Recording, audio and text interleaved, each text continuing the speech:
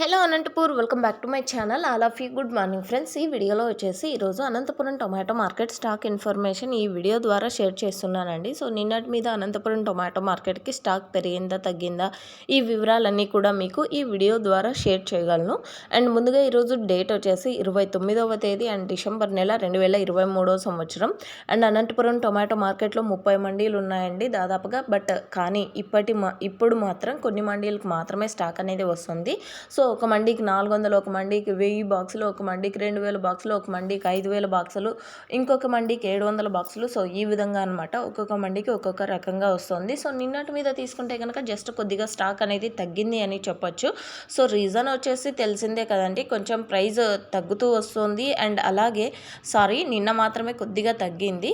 And ఈరోజు total టమాటా stock వచ్చేసి 51,000 box అండి, 51,000 బాక్సెస్ వచ్చింది. అండ్ అనంతపురం టొమాటో మార్కెట్లో వచ్చేసి సెకండ్ క్వాలిటీ కాయలు ఎక్కువగా వస్తున్నాయి, అంటే రెండో కటింగ్ కాయలు ఎక్కువగా వస్తున్నాయని చెప్పొచ్చు.